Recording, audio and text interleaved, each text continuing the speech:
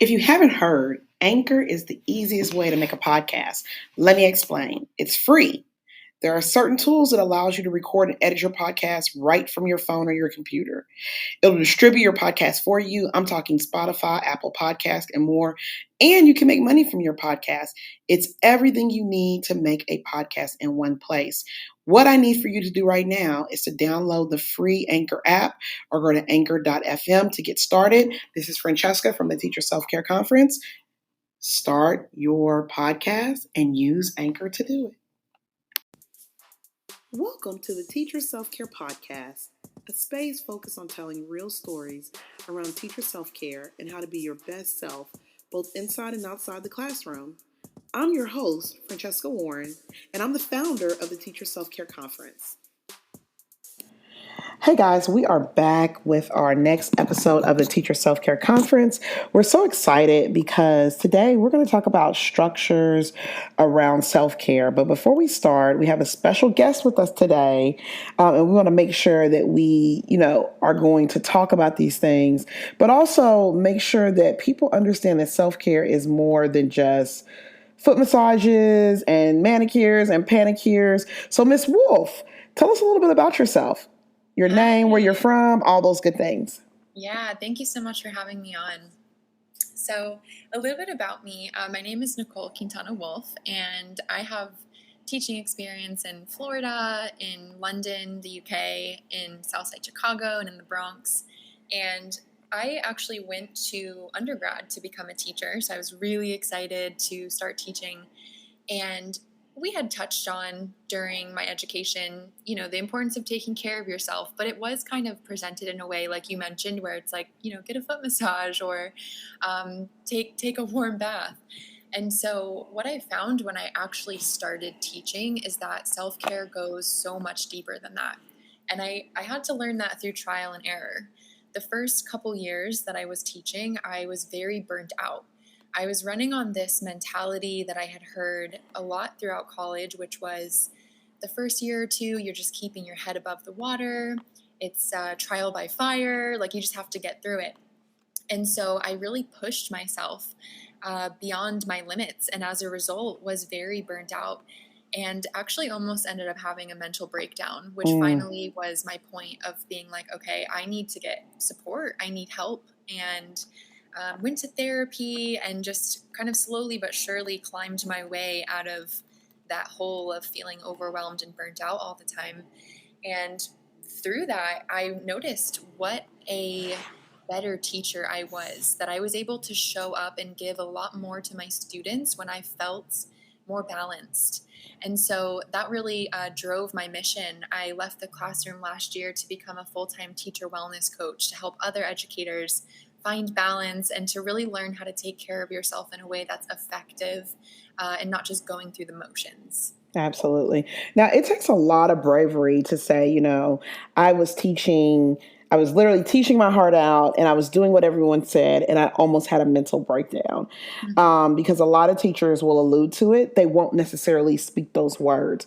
What was it where did you get to in your journey where you knew like, oh my gosh, I'm like, this is serious. It's not just regular burnout, but it's a breakdown. How did you get to that point? Yeah, thank you for acknowledging that. So for me, that came when I saw the impact that it was having on my relationship at the time. To see the impact that my partner was bearing because I was constantly in a bad mood and I didn't have energy. And I'm someone who, when it comes time, like I would flip that switch for my students. I could kind of like fake it till I make it type of thing. I could do that when I was at work, but then when I came home, it was just full draining. I was just fully drained.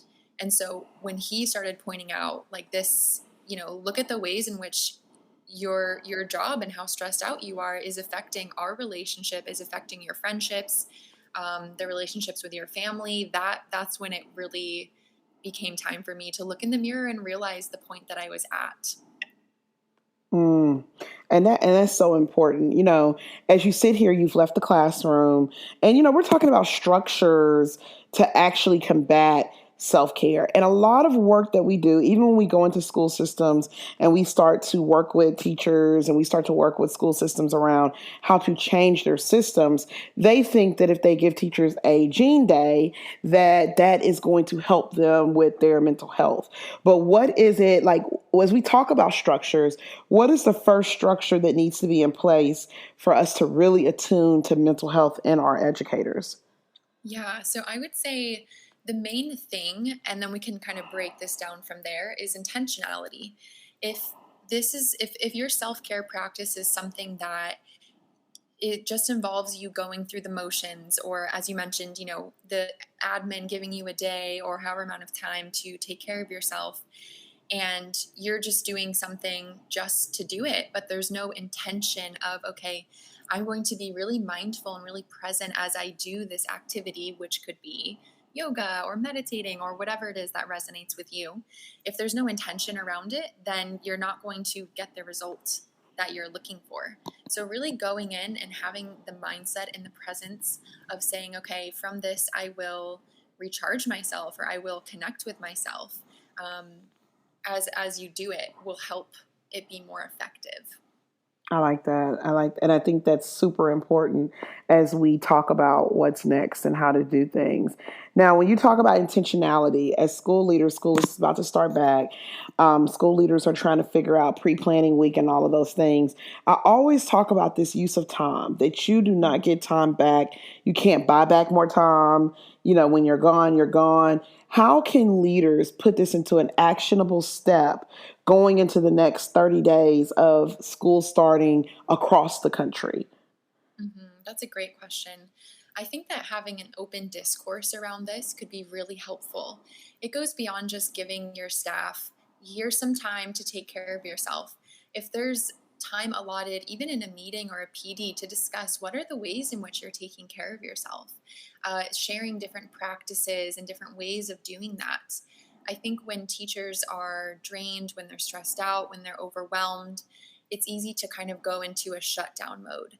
And for me, and I know a lot of people, that can look like numbing. So you feel just very drained. So you just turn on the TV, or you just kind of swipe through things on your phone, as opposed to being mindful and being in the moment and doing something that's actually going to recharge you. So having conversation around it will just open this up for further exploration, I think, in school communities. I like that. And I like that dialogue, right? So many Mhm. times during pre planning, we're trying to push 30 different things into a 3 day block or a 4 day block, or if you're lucky, a 5 day block. And it's mentally taxing. And so maybe having an intentional conversation around what do we want to accomplish? How can we get to that? How can we make our schedule? I like that. What about, as you talk about intentionality and we talk about these structures, what are some of the things? Because teachers, even though we have a lot of our time managed for us, we are really the manager of our time. How do Mhm. you talk to a teacher who is a middle or high school teacher who has 150 kids a day? How can they be more intentional with their time to attune to their mental health? I love that question. And I can really relate to that because that's where I was for years, a high school teacher with a lot of students to look after. And I think, and this kind of goes down to the structure where there's big picture self-care, and then there's moment to moment self-care. And this would be really important to emphasize the moment to moment self-care.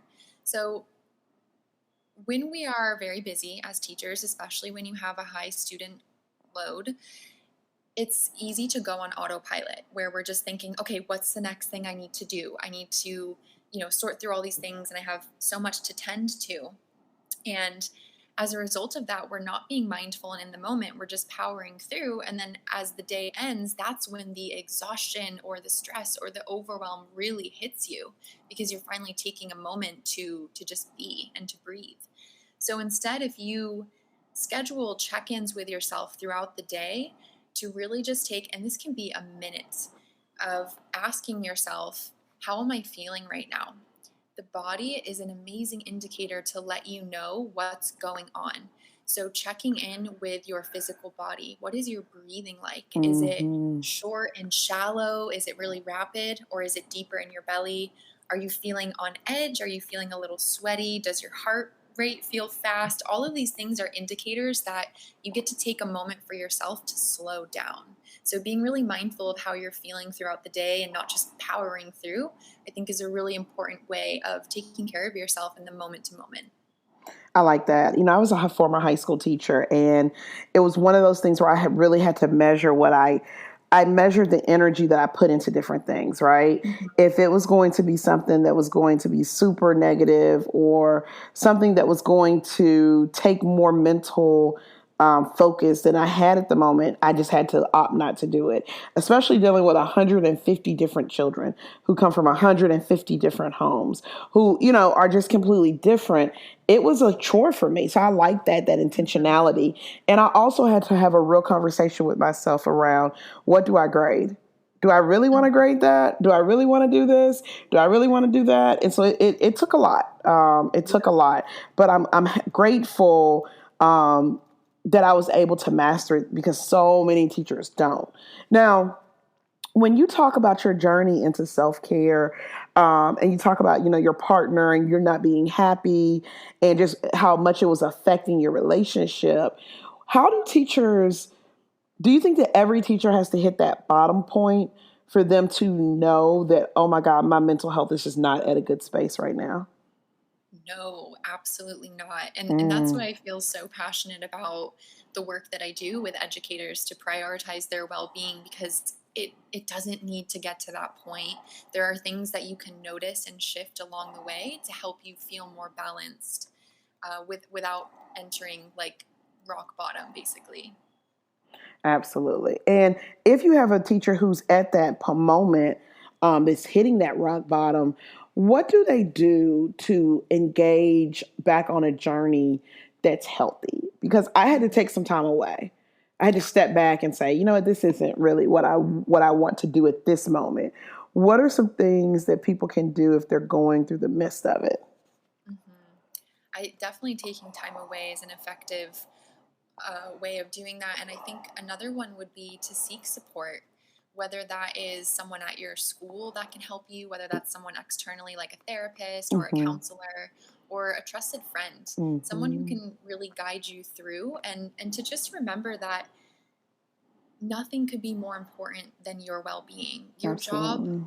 your students, even, they do not take precedence over your wellness, because at the Hmm. end of the day, you're actually doing your students a disservice if you show up as a burnt out version of yourself, because you deserve to feel good and they deserve to have a teacher who is excited and fully resourced and ready to be there to teach them. Absolutely. I like that. And I like the finding somebody. Mhm. It's hard. Like, even though now, of course, we were the first conference to deal solely with mental health for teachers. And still there are people who think that this is a game, or that, Mhm. it's just a phase and teachers will just get over it. But what we're seeing from across the country is that teachers are quitting in droves. And because they're quitting in droves, people are trying to find research based ways for them to retain teachers. And one of the things that we found is that there's so much work to do. Mhm. It's just so much work to do, and it's amazing to me that even throughout the whole mist, there are people who still don't think that this is a real thing. Mhm.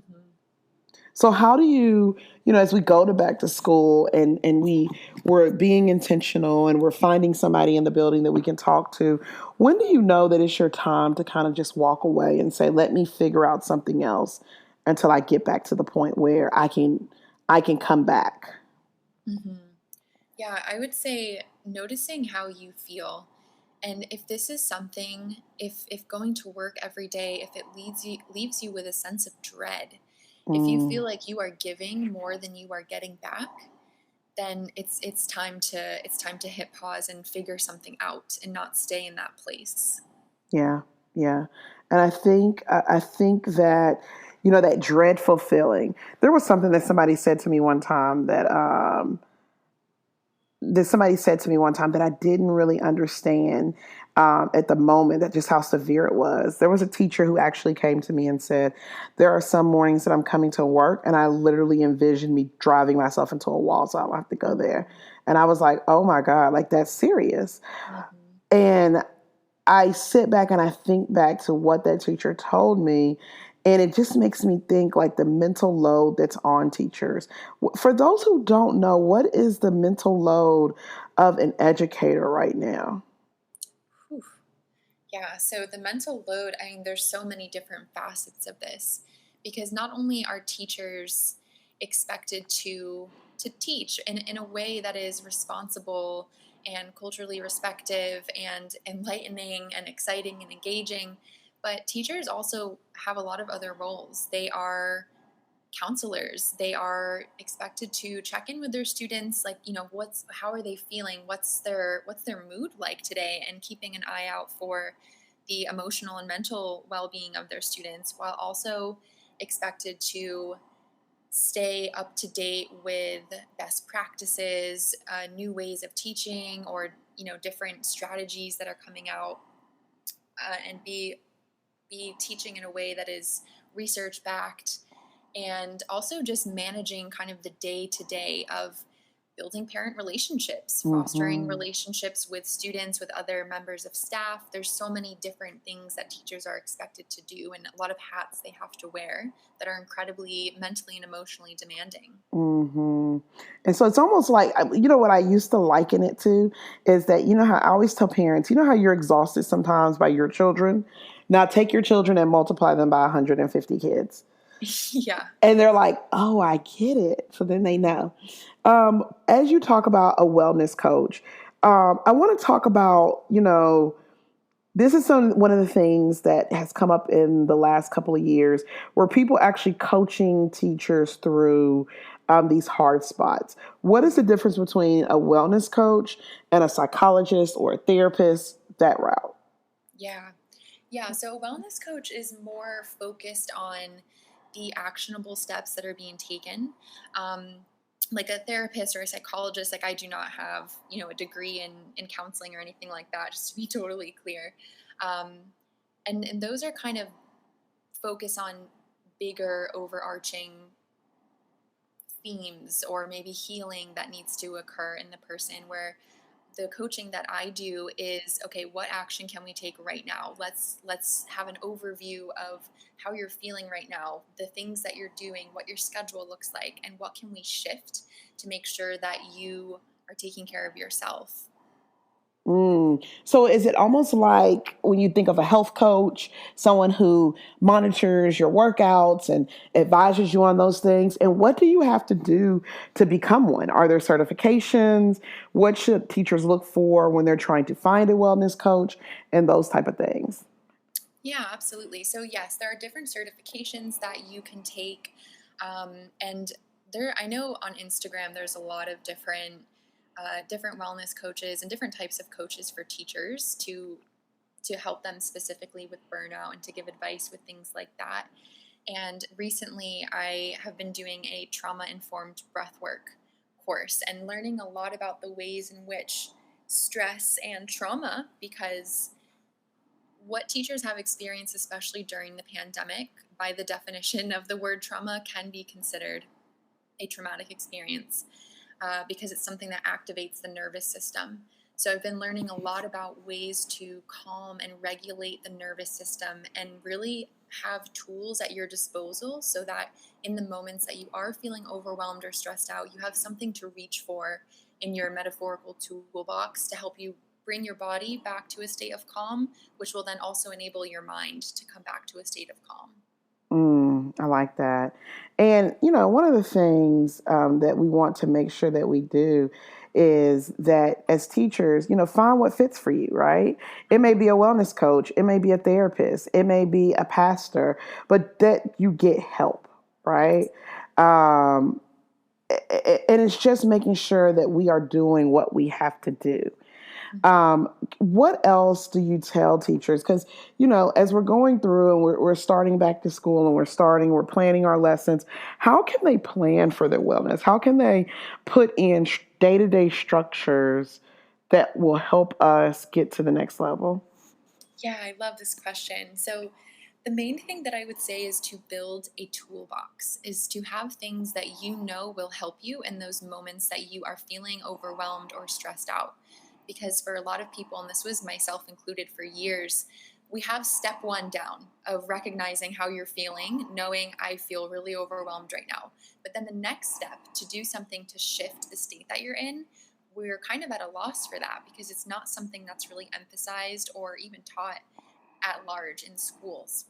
So, planning in some of the things, some of the tangible things that you can do is to plan in time during your day where you will check in with yourself.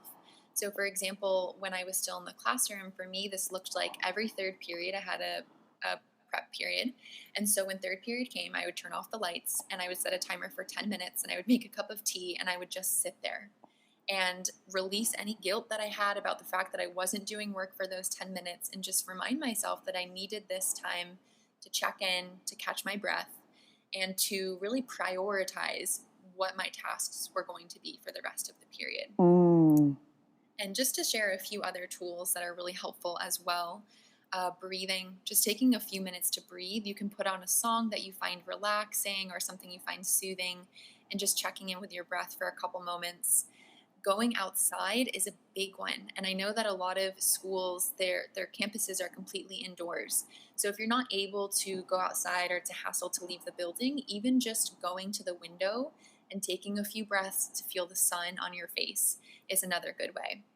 And the last way that I want to share, and this is very helpful for regulating your nervous system also, is to actually shake your body. So it might sound a little silly, but this is really good, especially if you're feeling anxious and you're feeling that kind of franticness energy, to kind of flap your hands around. You can shake out your legs. You can even put on a song and dance if you feel called to do that. And this was something I would do in the bathroom because I did not want anyone to walk in on me doing this because I felt embarrassed.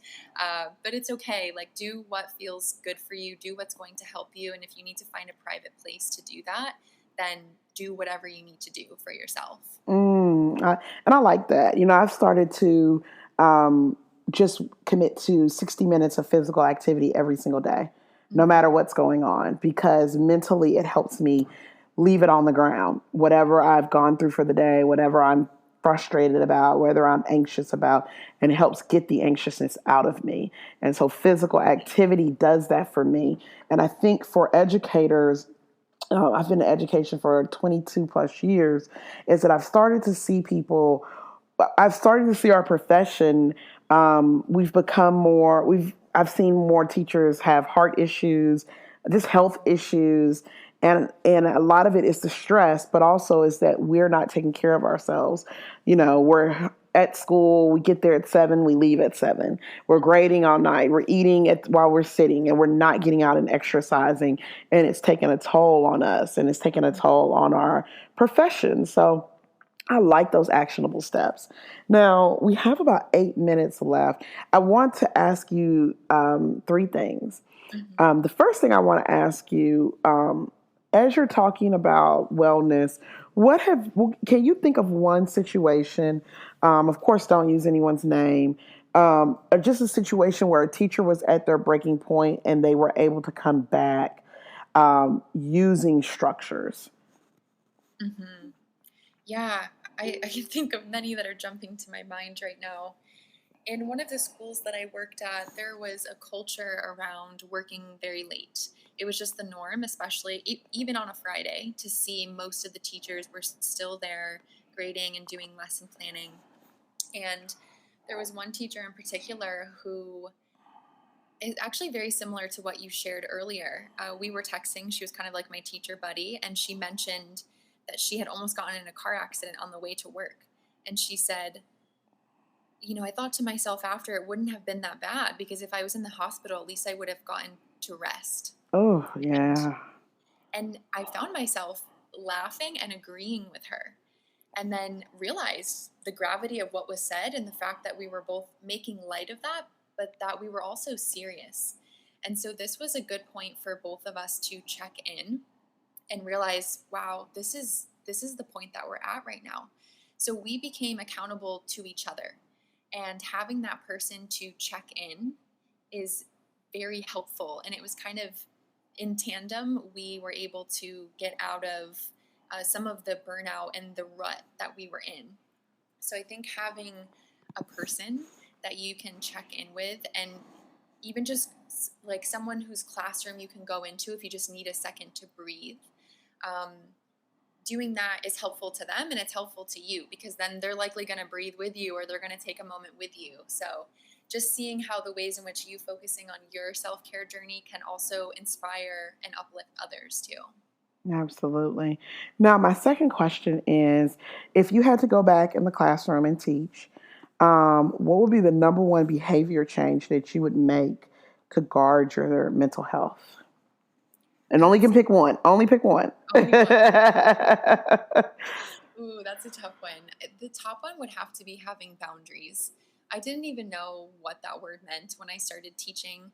And as a result, I just didn't have any boundaries at all. And especially when it came to my lunch period and making myself available pretty much 24/7 for students, for parents, for colleagues via email or in person. I was the yes woman. I didn't want to let anyone down. I was afraid of saying no because I didn't want to disappoint someone or for them to think badly of me, right? Like this related definitely to a people pleasing tendency that I had at the time.